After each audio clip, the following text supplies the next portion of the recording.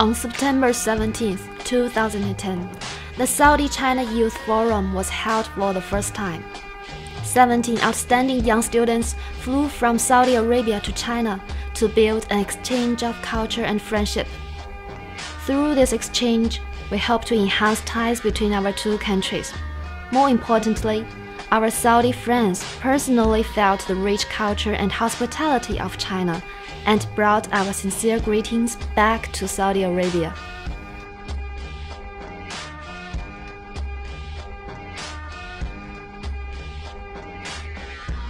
One year has passed, and today, 20 youth representatives, carrying some uncertainty, curiosity, and responsibility, set foot in this beautiful country.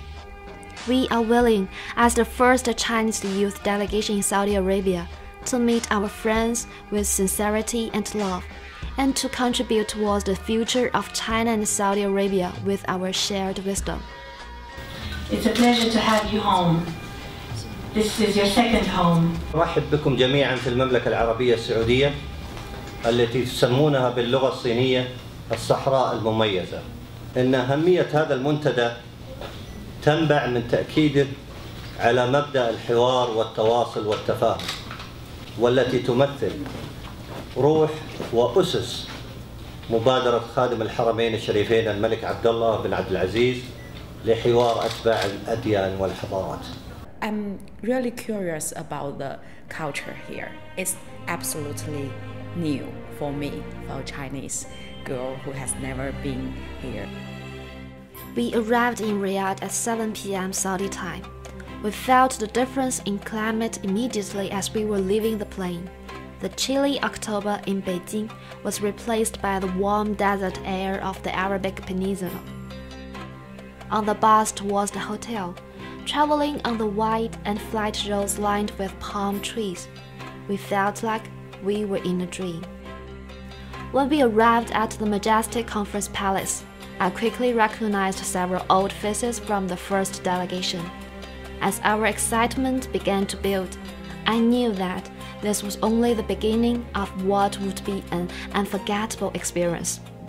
In order to respect the culture and religious practices of Saudi Arabia, we dressed in the local way, with women wearing the traditional abaya and hijab. We later realized that the robes worked well in the desert climate.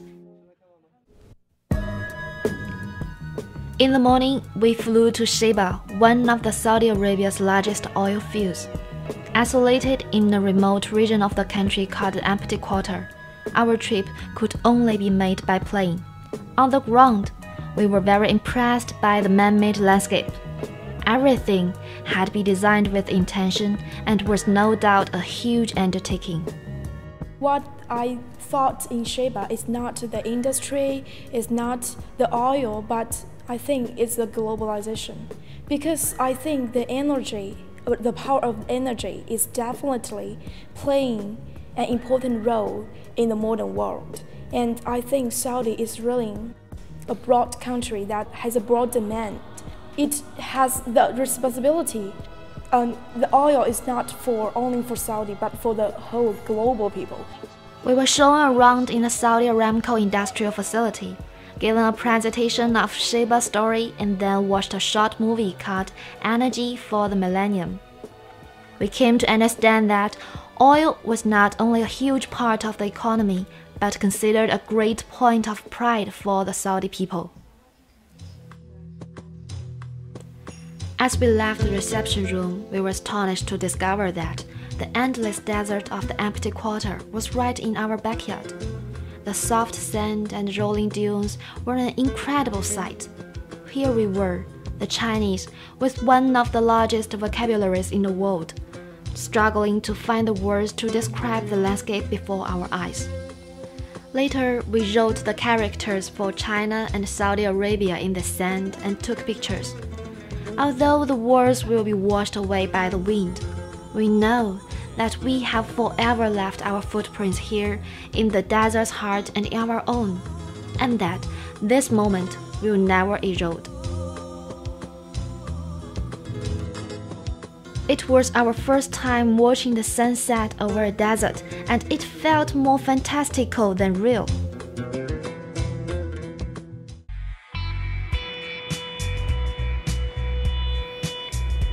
In the morning, we left for National Abdulaziz City for Science and Technology and visited, among other things, a nanotech research center and a remote sensing station. We were pleasantly surprised to see women in the center working on everything from genetic research to chemical engineering. Their presentation gave us an impression of confidence and professionalism. We were also glad to meet several Chinese scientists working on a joint project supported by both governments.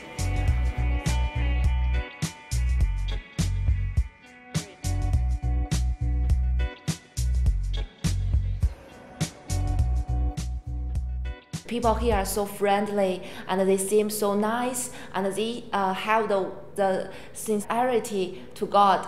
And their eyesight is not only around this region, but also their eyesight is globally, internationally. I can feel that all of us, we have something in common. We really want to build a bridge between the two countries, and we really want our friends, our country to get better. Afterwards, we packed up and said goodbye to Riyadh and left for Jeddah. In the morning, we arrived at the King Abdullah University of Science and Technology, built in 2009. As the only co-educational university in Saudi Arabia, we were excited to see this newly constructed and modern campus.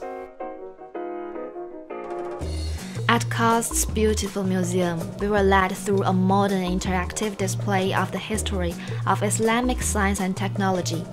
I learned about the development of hydropower, chemistry, and mechanical engineering in the Arab world, and it really gave me a new perspective on how these advancements contributed to what we know today.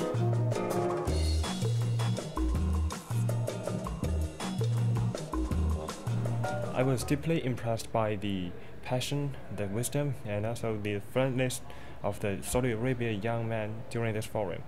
And I firmly believe that they are not only the ideal successor of this rich Arabian culture, but also will be the competitive promoter of the bilateral relationship between China and Saudi Arabia. After lunch, we arrived in Jeddah's historical district and toured an aged building called the Nassif House. It was apparently over a century old and where the king had lived for a year.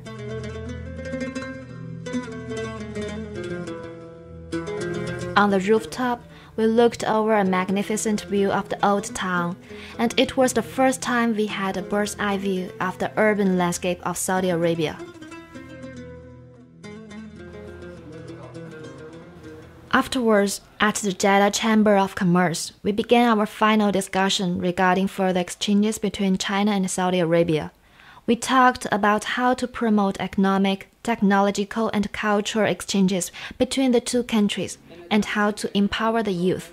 Later, we delivered these ideas to the officers of both countries. We have listed 3 recommendations and have come up with an action plan in order to achieve our goals. To begin with, we hope to establish a Saudi-Chinese Youth Council. Second recommendation, establish a Saudi-Chinese Sustainable Business Youth Center to promote an economic partnership that could help promote small and medium-sized enterprises from both countries. Third recommendation, sponsor annual competitions, seminars, and summer camps to promote scientific and technological advancements.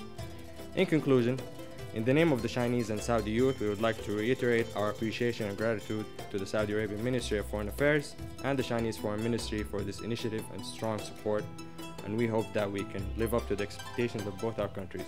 Thank you. 源远流长，这一次我们亲身体会到了沙特人民的真诚、友好、热情，我们会把这些感受传递给更多的中国人。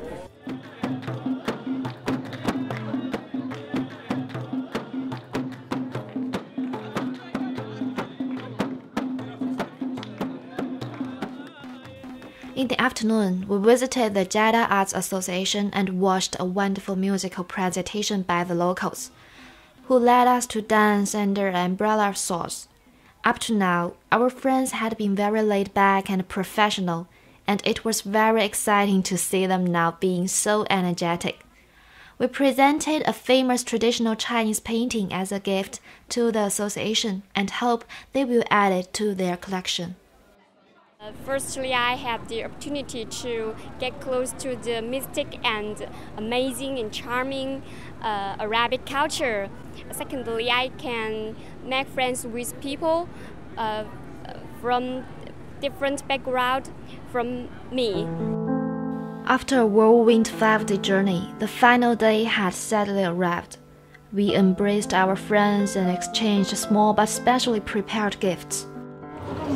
I will miss you, and I will miss you all. Come to China.